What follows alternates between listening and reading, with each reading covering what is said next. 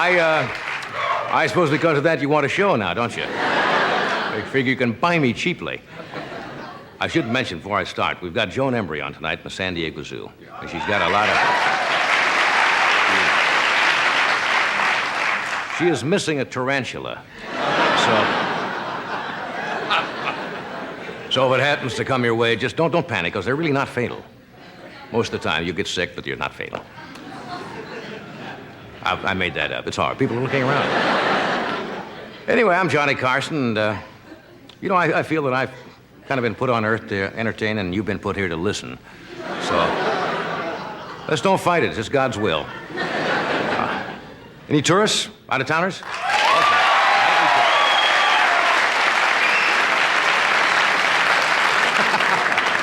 From time to time, we give some tips so you have a good time out here. If you're walking along Hollywood Boulevard and you see a sign reading, "We make money the old-fashioned way," it is not Smith Barney.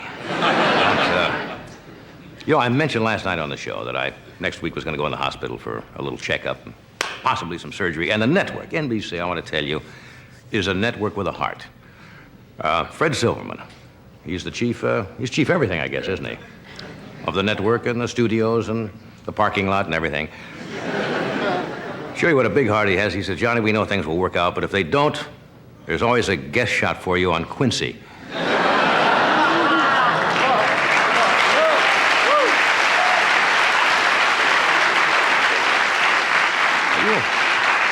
I actually went and checked the NBC insurance policy just to see. We're covered by Blue Shaft.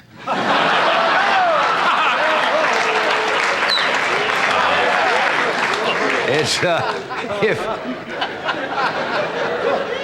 You got to read the small print, though. If you're hospitalized, you get a semi-private bedpan. Here's a late report from the newsroom. Just came in over the wire. In the interest of party unity, Rosalind Carter has offered to withdraw from the presidential race if Ted Kennedy would do the same. Ted Kennedy will do the same. Well, let's go to the news and see if Boomer won 16,000 bones in his pyramid club. Is anybody here just for the fun of it? This is going all over the... How many are in the pyramid club? Have you won anything yet? Huh? When did you get in? Last week. Last week. You're in trouble. How close are you to the top? I'm still at the bottom. You're still at the bottom?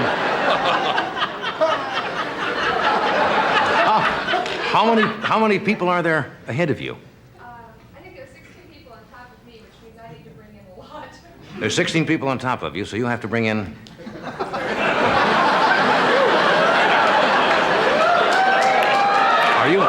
Are you sure this is a pyramid club you're in? You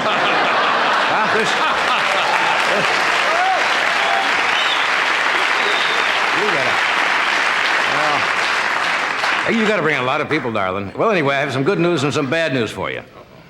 The good news is that the last primary will be the state of California on June 3rd. The bad news is seismologists are predicting California will be gone on Monday.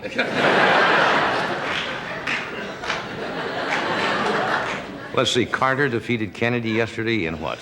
Arkansas, Kentucky, and the Nevada primaries. Carter won in 3 more primaries. But Ted Kennedy, as usual, said, it's good. You ever notice when they lose? He says, that'll make Jimmy Carter overconfident. Reagan's over the top.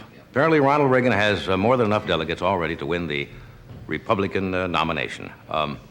It'd be kind of interesting to see Reagan as president, wouldn't it? Might not be so bad. No, I'm kind of tired of presidents that play golf and play softball and jog. I'd like to see a president who just sits there and dozes off.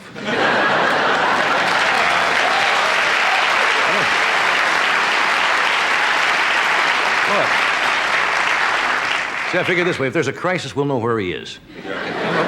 Sitting in there. Gerald Ford said he was disappointed in not being the party's standard bearer, but he yesterday did turn down Ronald Reagan's offer to be his vice presidential running mate. That would have been a great ticket, Reagan and Ford. An actor and a stuntman.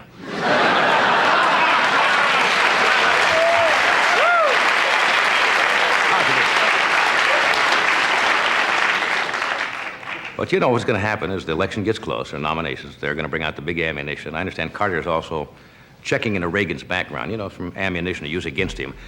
And I understand that he discovered that Ronnie Reagan was once involved in a drug scandal. Yeah, goes back a few years. Apparently he was at Studio 54,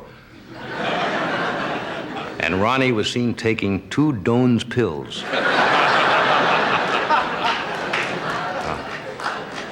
Out here, when is our primary? Is that on June 3rd also, the strange propositions we have? We have some strange propositions on the ballot in Southern California. Proposition 94 hasn't got a lot of attention, but it's rather important. This would prohibit, if this passes, the tearing down of the boy holding the hamburgers at Bob's Big Boy. That's right. By declaring his buns a landmark. That may go through. Only in California. You saw the news or read the papers today, you know that the nation's economy is in a mess. There are more people, I understand, right now in unemployment in this country than for the past 13 years. Of course, you bought gold, didn't you? You have a few nuggets standing by.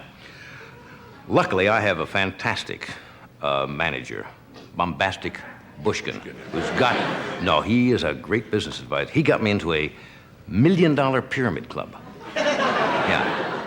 What it is for 2 people. You give Bushkin $1 million, he puts you at the top of the list. And did I tell you he got me into some great investments? I have the gondola concession at the Love Canal. I have a Toyota dealership in Venice, Italy.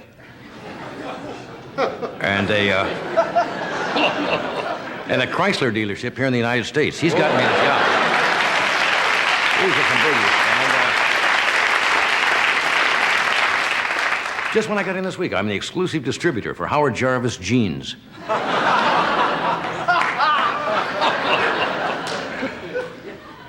Do you know what's available now to the general public? For the first time back in Washington, D.C., the Watergate tapes.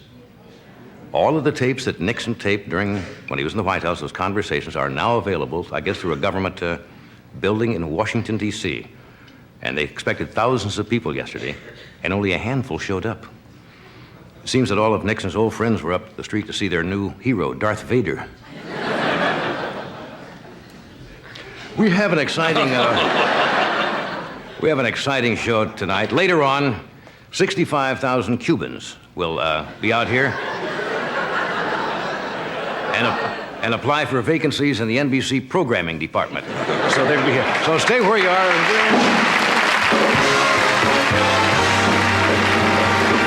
right back. Bye, thank you.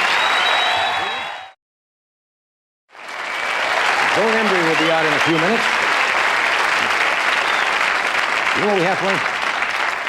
You know what we have for you tonight and tomorrow night? We have some more of these foreign commercials. We've played these before. They're from different countries. We have them tonight from England, Japan. Japanese? From Japanese? Japanese. Well, I was reading it's a Japanese commercial from Japan. That'd be a good name for that country, Japanese. From Japanese. Where are you going? We're going to Japanese. But they were commercials were entered in the International Broadcasting Awards. They've been sponsored by the Hollywood Radio and Television Society since 1960. And they received something like 5,000 entries from countries all over the world. We've played some of these before. I have not seen these either. So I don't know what they are about. So you watch the monitor. Now, these are actual International Broadcasting Award commercials. The first one is from England. They're all at it, munching hanky-panky, the sweet snack from Pascal. You fancy some hanky-panky?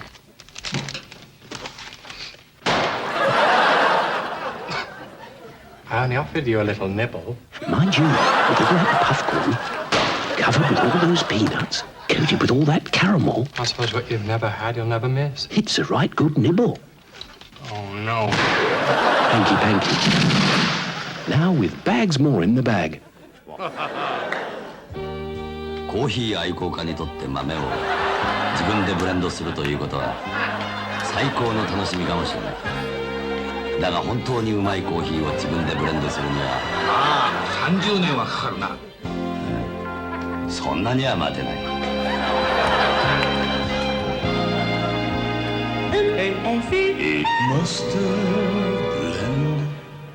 うまいコーヒーを飲んでるのは誰だ？ Here's another one from Japan.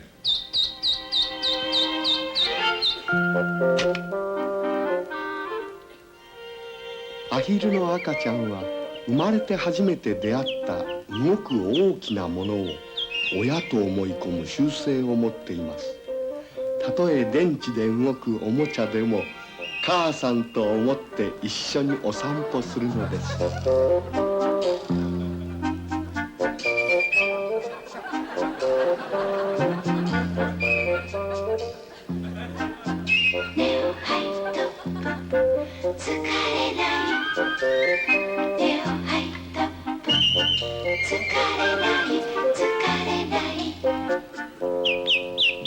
電池は命。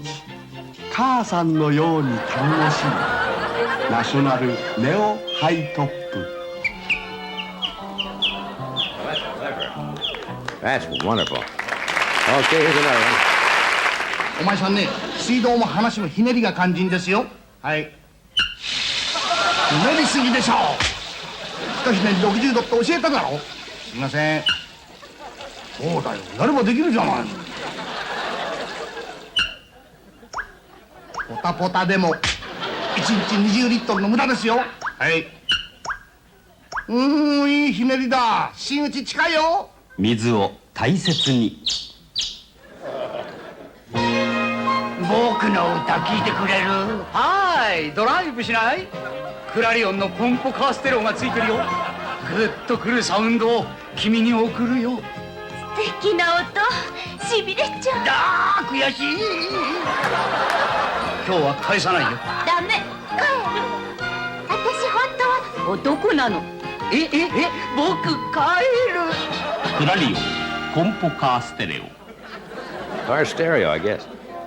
テクニクスカセットテープ。原音への旅立ち。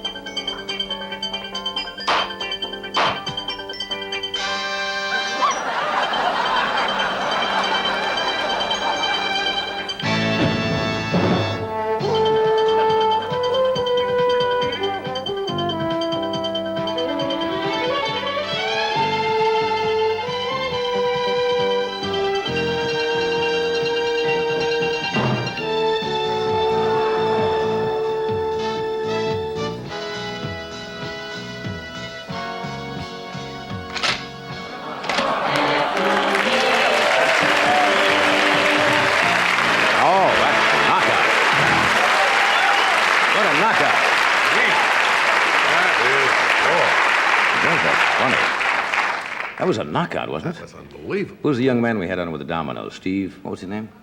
They did the dominoes, set them up on our stage. We have 7,000 dominoes. Yeah, 7,000 dominoes one night. That He reminds may me have of done that that very commercial. much. That's very clever. Wasn't that? I want to say Can't remember. Steve. We'll know before the next commercial of our style. Bob Speck. As I said, his name was Steve. Bob Speck. You had the S right. I always get guys, Steve and Yeah, Bob mixed up for some yeah. reason. It's a common error. Didn't you love the one with the duck and the toy? Oh, that was great. That's very clever commercials. Japanese, clever people. Oh, yes. All right, we will pause. Joan Embery is going to be here with some fascinating animals. Any frogs? I don't know what they are. They'll be out. Joan Embery from the San Diego Zoo usually pays us 2 or 3 visits a year and comes up with some fascinating and unique animals. I don't know what we have tonight, whether they're large or small. But what's the difference? Would you welcome Joan Embery?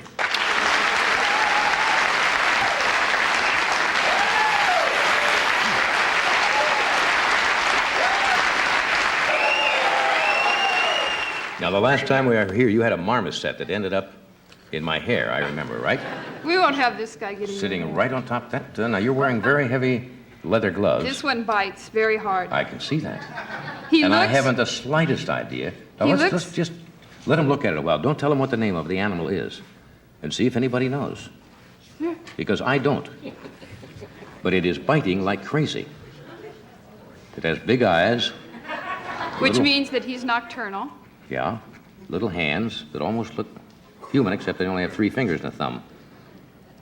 He's a loris. A loris. There are two types of loris. They're the slender and the slow, and he is a slow loris. A slow loris. Uh-huh. And they come from southeastern Asia, and they're totally arboreal.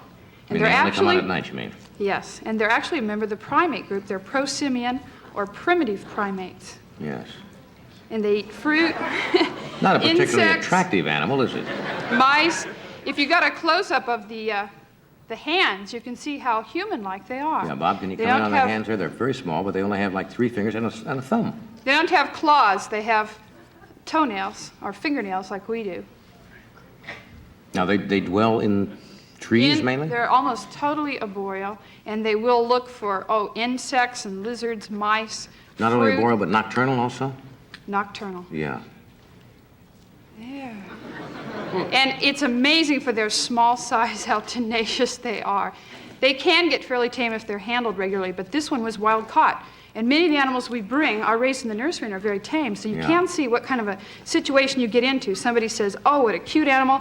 I'd love to have it for a pet. You shouldn't. These are welder's gloves, and he can bite right through them. People really shouldn't keep exotic animals as pets anyway, should No, they? actually, all primates are illegal, and you Yeah. have to have permits, which are now very difficult to get, and you have to be a zoo or a facility. I think people buy based. them sometimes. There was a time in this country where everybody was buying exotic pets, and I think to kind of show off to their friends, say, hey, you want to see something really crazy, and It's they an would bite them ego. over. It's an ego trip. trip. And they really shouldn't do it because they require really special care. Yes, they do, and we have to control the You temperature. wouldn't suggest that I try to pet that one at all, No. would you? Because, I think that he would probably, in his present state, try and bite you. well, we don't want him to do that. They're called a slow loris because they're very slow. Why is he biting? Because he wants to go, and if I let him go, he may jump on you. Oh, well, then you... and we'll kill him and eat him. No, we won't kill him and eat him. Actually, they're fun to watch because they are able to use the hands, you see, how to grip onto branches. And they move very, very slowly. And that's I've how never they seen got a their loris. name. Except they can move very fast when they're excited or upset. So Okay. Okay, we'll let you take Loris back.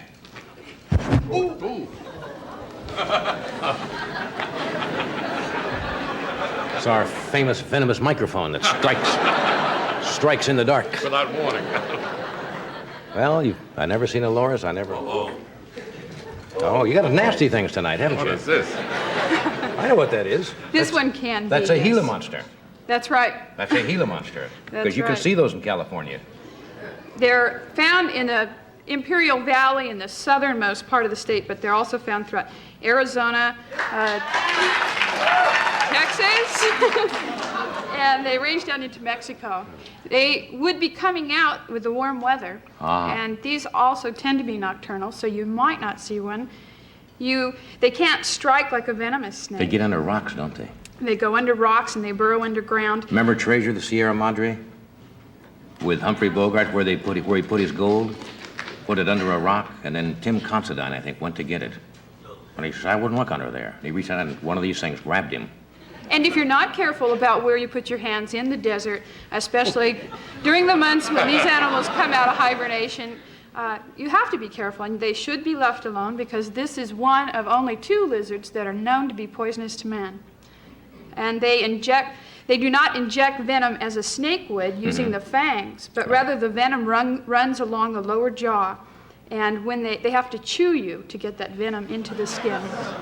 These animals are known for taking such a strong hold when they grab something that it takes pliers to get them loose. So once they get a hold of you, you really have You're your right to the pliers, huh? work cut out for you. Yeah. and- Now, you're holding him by the jaw or underneath, so he can't... Right, you really want to keep them as comfortable. You don't want to agitate these No, there's no animals. reason to agitate one.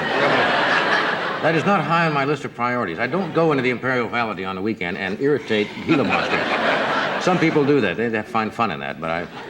This one is the Gila monster, the Mexican beaded lizard. He has more of a greenish yellow cast with a black. And the beads are actually a specialized type of a scale. Yeah. What antidote do you use once this thing grabs you? There is not There an is no antivenom antidote for for that. the Gila monster. Just the pliers, huh? So just the pliers. Actually, very few people have died from the bite of a Gila monster. So What do they it die will from? make you very ill. Ah. It will But you make you could. very ill. It affects the circulatory system. It's a reptile. And it so is this a hatched from an reptile. egg, then. It lays eggs, Right. And they hatch in about 4 months, and we're one of the first zoos to ever hatch them in captivity, which is, This is from rather captivity. interesting. Now, what do they Yes. eat? They eat mice, and they eat rodents. And in the reptile house, we feed them mainly mice. Mainly mice. Okay, cute. Okay. Not another good pet, folks. No. All right. We'll take a break. I will do this first, and we'll come back with some more animals.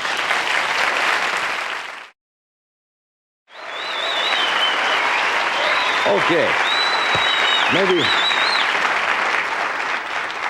Maybe this time we'll get a cute, cuddly, good-looking animal. We've had 2 real dogs out here. I mean, other animals are not, but okay, Joan. Here's Joan Embery from the San Diego Zoo.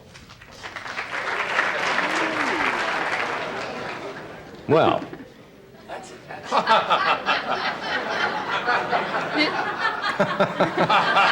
That's what you wanted. A cuddly animal. well, now I don't know about this one. Is this one safe?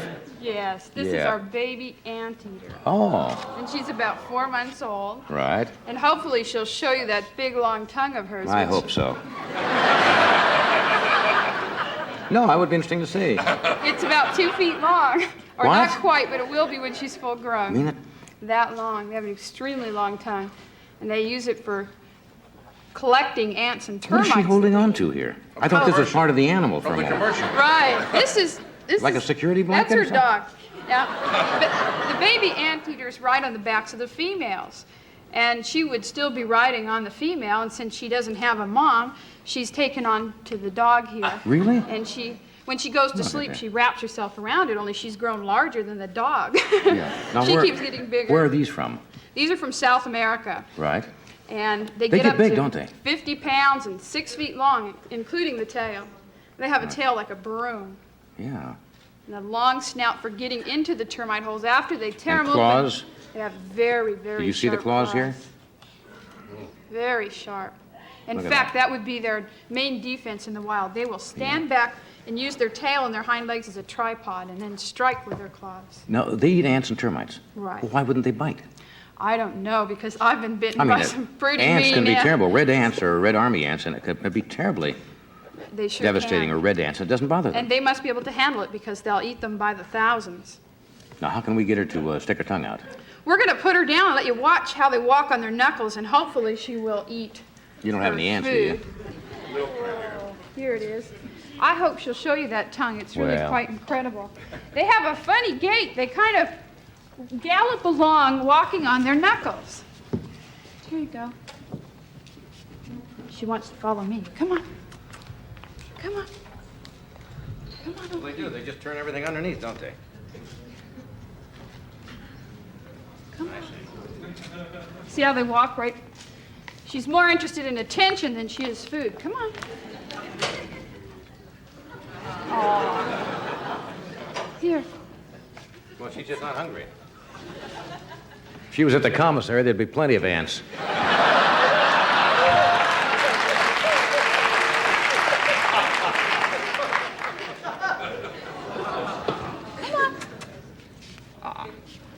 She's just, She wants it gone. all right. A little gone. Over here. Hey, come here.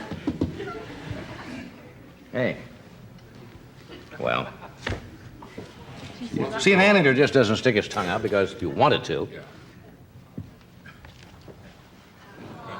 Aw.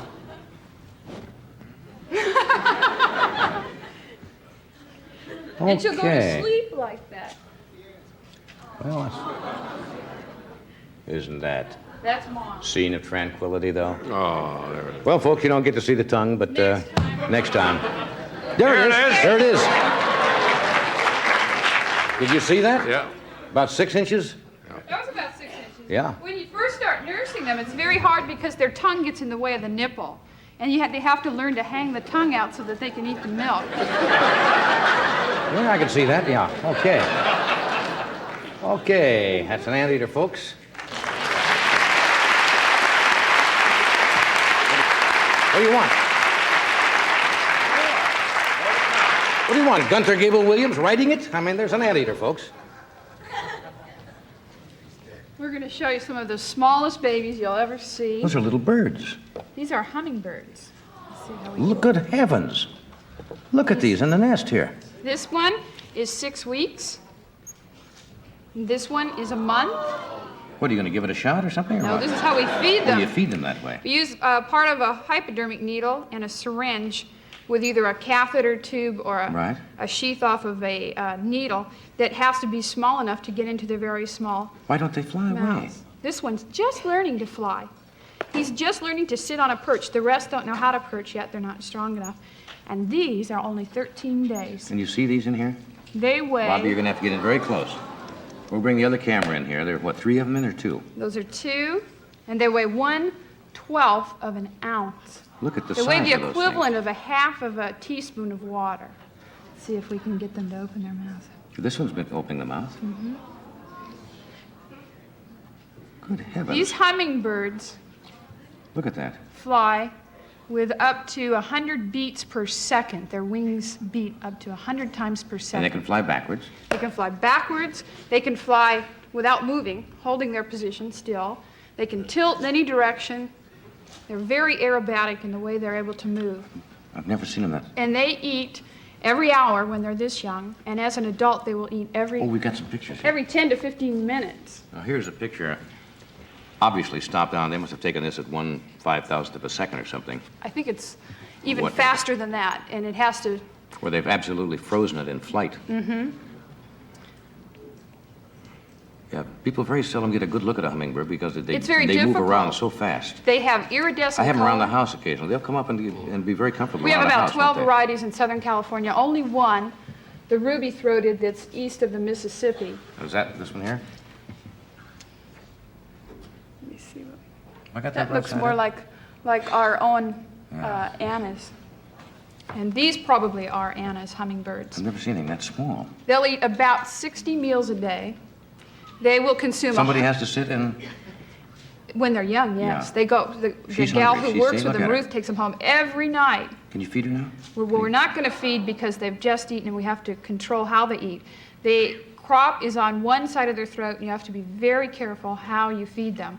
What we do feed them is a combination of a Similac powder Right. with boiled water that's then cooled, vitamins, alfalfa powder, and a little Tetramint, which is a fish food, and it's all mixed up, and it's put into this And you just drop it in the- hypodermic and dropped into their mouths every hour. What size egg do they lay? It's smaller than an aspirin. It's about the size of a Navy pea bean. And the smallest hummingbird, when full grown, is about 2.5 inches, and it weighs 1/16 of an ounce. And the largest is 8.5 inches, so much These are larger. no danger, I mean, being in here in the light and being so young or anything. Actually, the warmth is good. That's why they're in this bowl. When we brought them up, we had to be able to control the temperature. This is a baby bowl, which we Right. plug into the cigarette lighter. Oh, to keep it warm? Uh-huh. And if you were to eat as much as a hummingbird, you would have to they consume 155,000 calories per day compared to our Really? 3,000. You would have to eat about 285 pounds of hamburger a day. If you were a That's hummingbird. not easy as it is. Oh, it's not. That's crazy. There are about 360 different varieties, and they're fascinating. We have a hummingbird aviary This where one's they'll starving fly already. right up to you. This one's older, so it's going to be eating quite a bit more. Does she have something around her neck, or is it just when she sticks her head out, there's a... No, they're just reaching and Ah. opening it. The only identification To is show you how small that is, there's my thumb.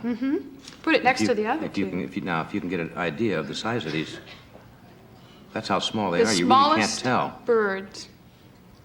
Gee, I have a nice looking thumb, don't I?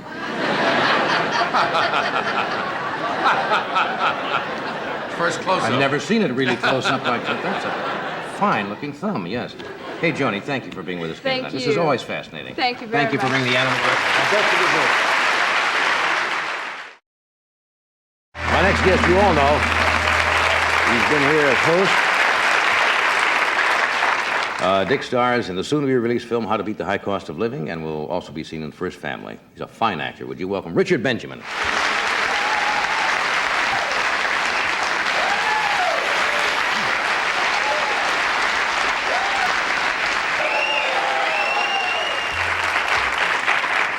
You want to finish the monologue you started the night I saw you fill in for me, and you had a seal come out on the stage at the wrong time, I assume. Well, see, the seal was supposed to come out later. That's what I found out, yeah. Yeah. And everyone knew the seal was out except me. And you were doing the jokes. Yeah, I wasn't getting a lot of laughs, but the seal was starting to get laughs, and I thought I was getting the laughs. But of course, it was the seal, and then Fred said to me, "He's out." And there he was, and my little friend was out scampering all over the place. And then Fred had a good idea that I do the monologue over here with Ed, which is... And did it here at the desk. Yeah. Which doesn't help, does it, when you have to sit down here? The seal has his own show now. I hope so. Yeah. You know, there was a famous act, I don't know if you are old enough to remember it, called Professor Lamberti. And Professor Lamberti used to come out in vaudeville, and he had the xylophone. And he was kind of silly, and the hair was kind of frizzy and full tails. And he'd start to play the xylophone, and in the back of him, they'd send out this beautiful stripper. It was part of the act, of course. And she would start to take her clothes off. And of course, Lamberti thought the applause and cheers were for him, and he just went crazy. It was one of the great acts in vaudeville. And the more they applaud, the crazier he would get to play the xylophone. Well, that's what I was hoping for. Yeah. Yeah. It didn't quite work out like that way. But if I could get the seal to take off his clothes, that might work. You have been an actor most of your life, haven't you? I mean, Yeah. that's about all you've really ever done. Right, yeah, it's all I'm equipped to do, I think. I can't... Well, why do you say that? You mean you've never had any other jobs? Oh, well, I've had jobs, yeah. I mean, jobs that I took, to make money to pay rent and get food and stuff, and all jobs that I lied to people and said, this is what I want to do with the rest of my life, because if they found out what I was really doing, they wouldn't give me that job. Of course. Because they don't want to give actors jobs because they'll leave as soon as they get a regular acting job. What kind of jobs you do? Waiter? I worked for an airline. And I was on the phones. I was reservations on the phone. And when I went there, I just graduated from school, and I went there, and they said, well, what had you been doing? I've been studying theater, and I couldn't lie about that. And they said, well, why are you here? I said, well, I've changed my mind about the theater, and I've decided that I want to work for this airline for the rest of my life. Lied right to them. Right to them. So they bought that, and then they let me work these phones. Now, on the phone, I can say the airline, because the airline's all right. It was American Airlines. Yeah. And I was supposed to say on the phone, American Airlines, the flagship airline, Mr. Benjamin speaking. That's good. Yeah. I would say, the phone would buzz, and I'd pick it up, and I'd say, yeah? And somebody would say, I'd say, where do you want to go? And they'd say, Boston. I said, I can handle that. And if they paused and said, well, the trip begins in Boston, and then I want to make a I just shut him off. You didn't want to... Well, I didn't know how to handle any of that. You just wanted to... I could get him to Boston and maybe back.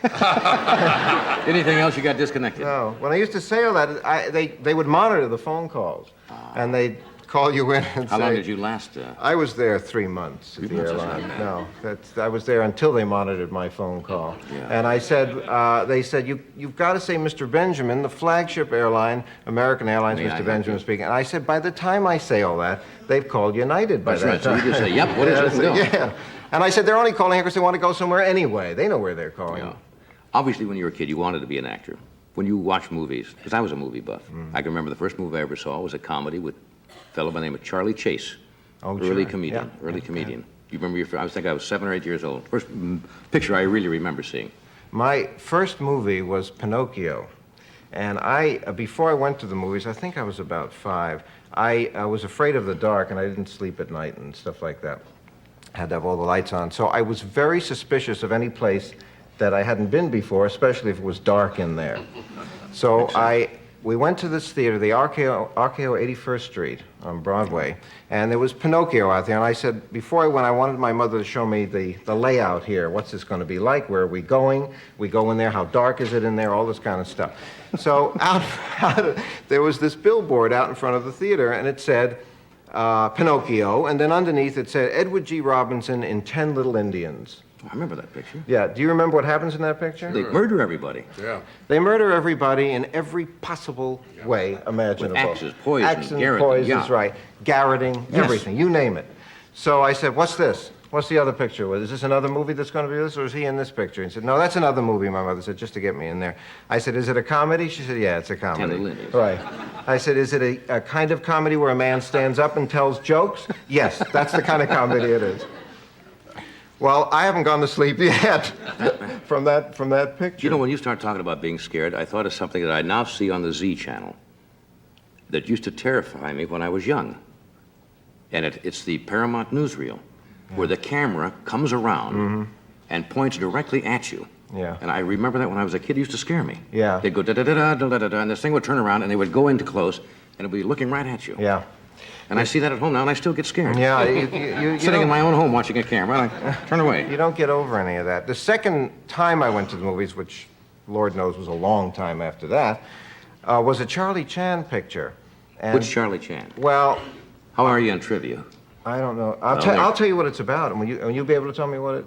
I'm trying to see if it was Sidney... Oh, who was it? It was Warner Oland, Sidney... Toller. Toller.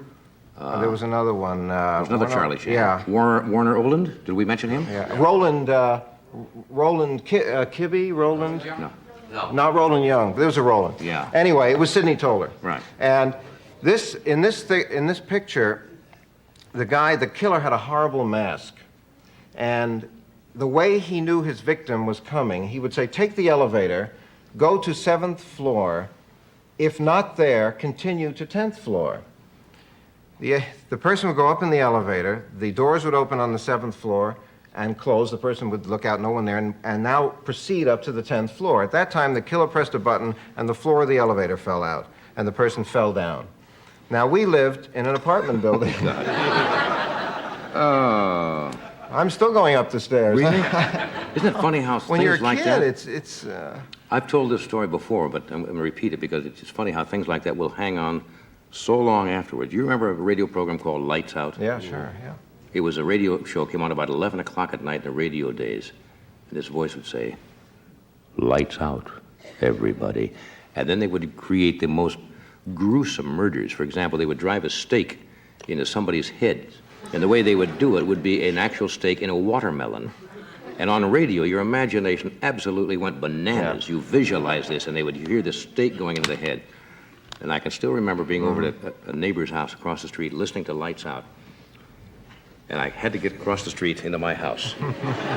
I can remember, just like it was yesterday. And my father had come home late from work, and I had left my bicycle out on the front yard by a tree, big oak tree. And he wasn't trying to do anything. I was running across the street, and my father stepped out from behind the tree and said, here's your bike.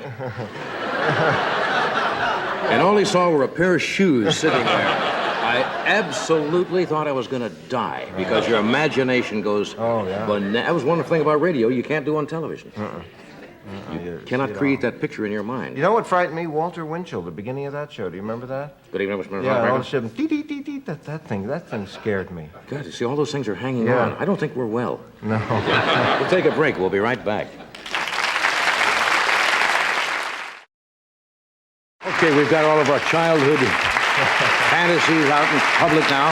I feel better now. It's like going through therapy, isn't it? Get all that out. I feel much better. When you were a student, who inspired you as an actor? Well, I decided to pick the best. I picked Laurence Olivier. Why not? And Paul and I went to Stratford, Canada to audition for the Shakespeare Festival. Really? We were in school, yeah. And I bought Paula, well, you got a break on the Canadian National Railroad if you were married. And I bought Paula a little wedding ring and the 5 and dime and stuff like that. To save the fare. Yes, right. And I was sweating while I was buying the tickets, you know, and they didn't care. I mean, there's nobody on the train except us. It didn't make any difference to them. And we went through customs, you know, and we thought it was going into... Racing, yes, right, yeah, we thought we were going into the Eastern Bloc or something. You know? They didn't care whether on the train or not on the train. And we auditioned Shakespeare material, and I had... what I did was I bought Laurence Olivier's records of Richard III. And I figured a good way to do this audition was just to do him. And 'Tis the winter, is that the way that... now is the winter of our discontent, made glorious summer. And he never finished the word, and he talked like that. Yes, I thought the idea of being a great actor is not to quite finish the words. Now is the winter of our great... This for the crown, pluck it down. So I had these records, and I memorized them all? Yes, and And Paula did Queen Margaret from Richard III. Queen Margaret is 90 in the play. Right.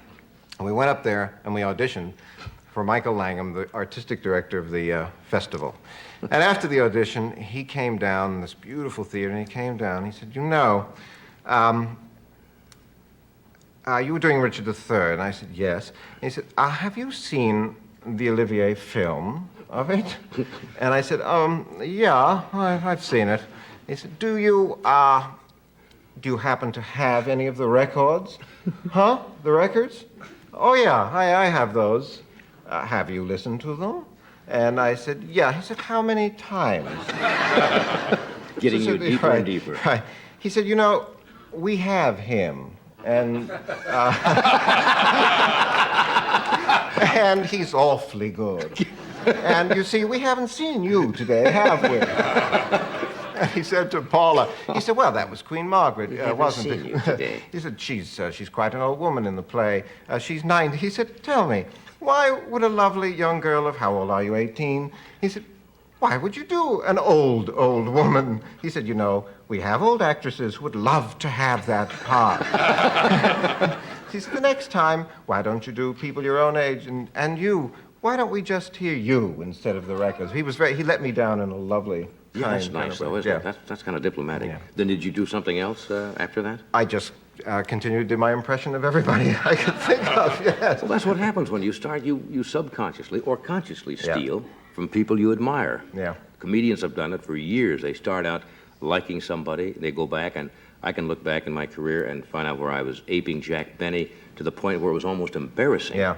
Until I realized that I admired his timing, but you have to move away from that. Yeah, but everybody has done it. It's true, and you also are looking at what you know is wonderful and good. That works for Yeah. him. You think it should work for me. Yeah, that's The winter of our discontent. If only if I was English. Do that first. Now is the winter of our discontent made glorious summer Made glorious summer. by this son of yours. We have him. I like that. We have him. We'll be right back.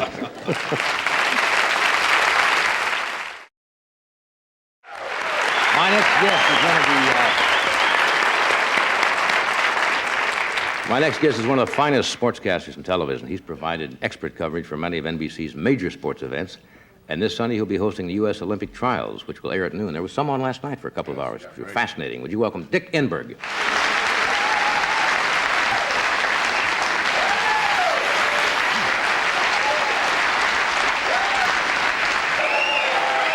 I was watching those Olympic trials last night on NBC for a couple hours, and they were fascinating because I guess that shot is the only shot that the athletes are going to get. And they figured if they were selected for the Olympic team, that is about it, right? Well, the show that Ed McMahon was so brilliant in over the weekend, Don Olmeyer's film Golden Moment, he was deliciously mean, I thought. Yes, sleazy promoter. Well, Bruce Jenner and I had a part in that movie, and we called the decathlon, the final 1,500-meter run, and it was all over in the studio, the sound studio, and we'd made our call, and Jenner looked at me and he said, Enberg, that's it. That's our Moscow. Hollywood and Vine. Yeah. It's kind of sad in a way, but yet watching those trials last night was almost like watching a competition in the Olympics. No, I think that we have an obligation as citizens. We have taken a stand behind our president, and we're proud of this country. And in a way, this is their chance, these athletes who are giving up more than any of us now. They've trained all of their lives for this one great moment. It's been taken away from them. So the trials are their Moscow, their Olympic Games. Yeah. And I'm pleased that NBC is televising many of these things in prime time. Now, they had the gymnastics last night.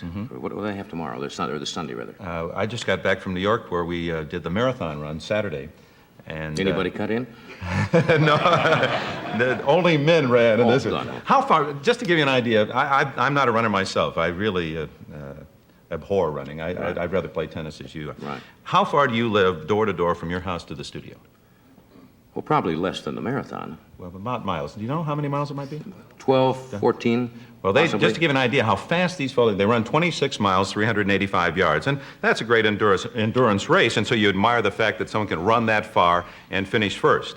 But the speed, I finally had the feeling what great athletes these are, the speed at which they run, the winning time amounted to 26 straight 4:59 miles.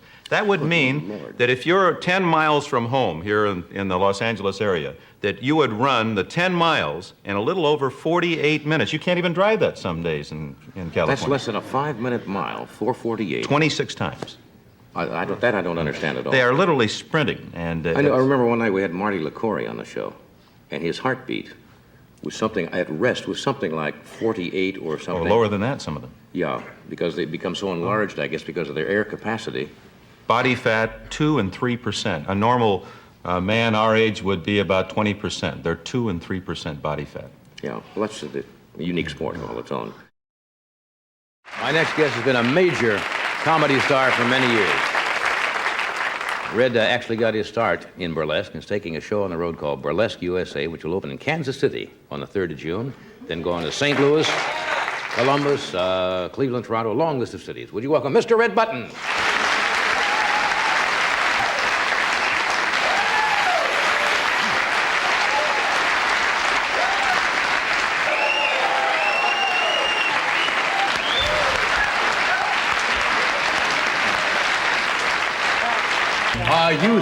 You get younger every year. Did you hear that reception? I swear to you, John, I haven't been this thrilled since Truman Capote made me an Odd Fellow. I really mean it, honestly. And good to be back. Is it good to be back with friends?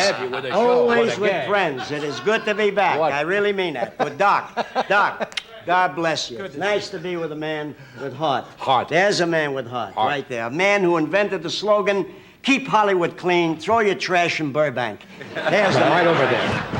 God love you. God love you. Man has got Ed, is that a friend? Good friend. Is that a friend? One of the great Irishmen of all times. A man who not only kissed a Blarney Stone, he molested it. This guy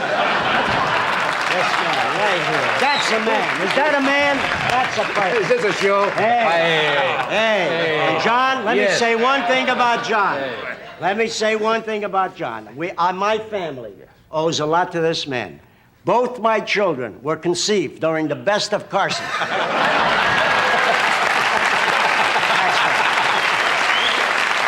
During the monologue. You know, because if you're not laughing, you got to do something else. You know that. John, yes, God bless you. God bless you. I'm happy to be with you. Too bad you don't like to perform. No, I do not like to perform, and I am happy to be here. I say it every time I come out here because some of the biggest people in the history of the world never did the Johnny Carson show. Never did it. Never. I have right here. Like who? In my pocket, in my inside pocket. Ed, I have right here an envelope. I have this envelope right here of some of the biggies who have never been on the Johnny Carson show. Little orphan Annie's optometrist who said to Annie, you need glasses, just the frames. Never did the show. Never did the show. Al Jolson's mother, who said to Al, I don't need 1 million baby kisses. I need a couple dollars. That's what I need. Never did this show.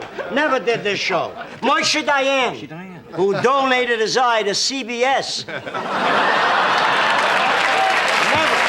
Is that a man?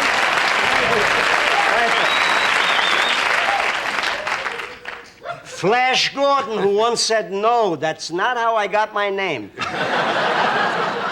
Never did this show. Never. I could sit for King Tut, who said in Chicago.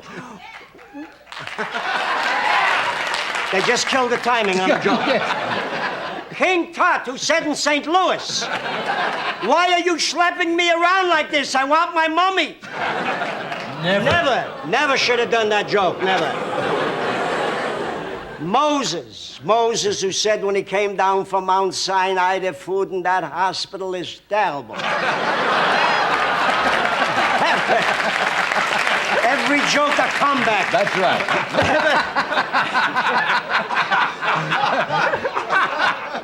Lyndon B. Johnson, who once said, let he who is without kidneys cast the first stone. Never did the Johnny Carson show. Lincoln, who said, I don't want to be a car, I got enough gas already. Never did this show. I could sit here for Kareem Abdul-Jabbar's mother, who said children don't look up to their parents anymore. Never did this show. Rosie Ruiz, the marathon runner from Boston, who said a journey of 1,000 miles starts with but a single step. Never did. Clever. Clever topical. Topical, clever clever. topical. Never did. The Shah's wife, who said to the Shah, no, you can't send away for an absentee ballot. Never did this show. G. Gordon Liddy, who said if it wasn't for Sanka brand, I could have been vicious. Topical. Current. Did this. Hippocrates, the father of medicine, who said, show me a doctor who doesn't recognize faces, and I will show you a proctologist.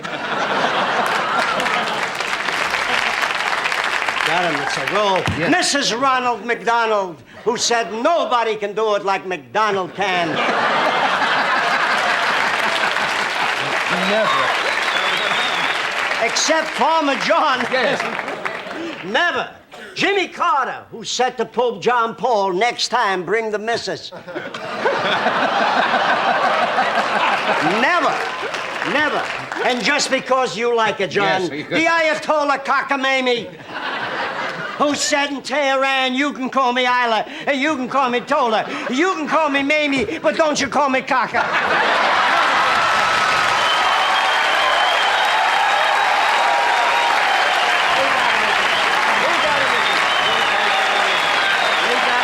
Joke to come back. We got him again.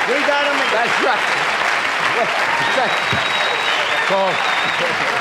That's called building to finish. But don't call me caca. Yeah. Don't you call me caca. Yeah, that's called building to a finish. So, tell me quickly about Burlesque USA, opens in Kansas City. Burlesque with USA. Joey Faye. I'm taking out a burlesque show. Robert Alder's my straight man. I got the great Joey Faye with me. Tempest Storm, 4 beautiful strippers, Barry Ashton Review, gorgeous girls, and laughs. No thinking, just laughing. Laughs. Just laughing, screaming, yelling on the floor. Old sketches, everything. Sketches, we're doing all the greats. Pork chops, Flugel Street, stand-in, Crazy the biggies, House. the Yeah. Dodger, the Yeah. really biggies. I that's tell you, a I good haven't been so excited since the last laugh. That sounds like fun. You started in burlesque. I started in burlesque. I did. I was probably the youngest comedian in burlesque. I love billed myself as the only comedian in burlesque with his own teeth. You right? You were about 16 years old. That was my billing. No, I was 19 years old when I went to work for Minsky. It's the truth. And I joined such great comedians like Spit in the Hat Kelly. Spit in the Hat Kelly. Tap Me on the Head Levine. Stinky and Shorty. Scurvy Miller.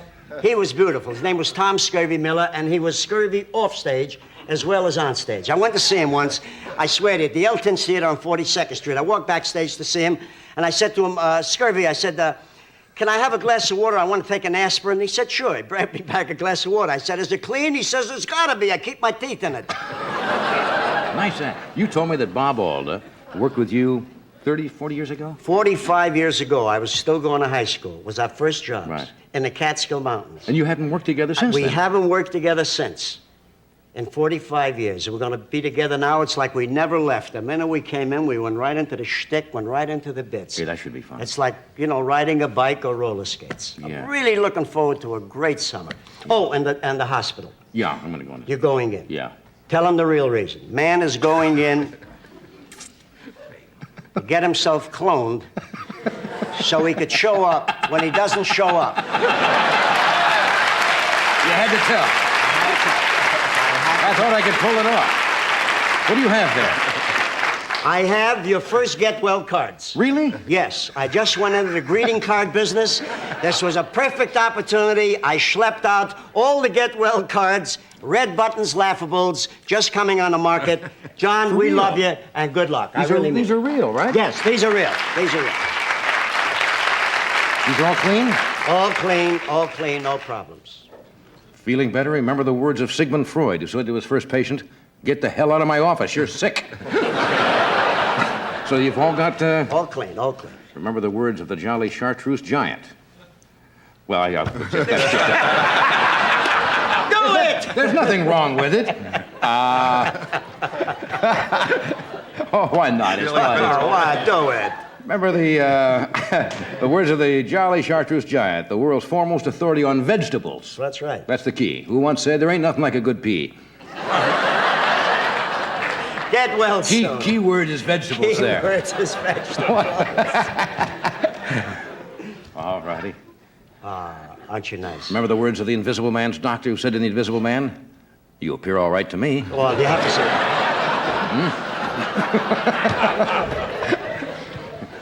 You have to see the illustration. You have to see it. Sick? Remember the words of Cleopatra's mother who said to Cleo, "A dog, yes. A cat, fine. But get your big ass out of bed." These will go. These will go. I hope so. Take a break. We'll be right back. Okay, people in Kansas City, on June the 3rd. June the 3rd, How long Johnny. will we be in Kansas City? Kansas City for a week. After that, St. Louis 2 weeks. We're going into Columbus, Ohio, Wallingford, Connecticut, and around. We're going to play the front row in Cleveland and around, Valley Forge and around. We're going to Toronto. We're going to be everywhere. We'll be looking for you. It should Thank be you, Johnny. wonderful. If you haven't seen burlesque, go, because you'll see sketches that are funny, that are really funny. Hilarious. Hey, Dick, thank you. Sunday is the next Olympic... Sunday, the Olympic marathon trials, equestrian, as well as judo. Hey, looking forward to it. Thank you. Thank you, Richard, for Thank being you, here. John. Thank you. Fascinating. Tomorrow night, my guest will be Miss Beverly Sills. David Brinkley will be here. Talk to us. And to take the class out of the show, Buddy Rich. Here we got Beverly Sills, David Brinkley, and we bring Buddy Rich. And some more foreign commercials. See you tomorrow.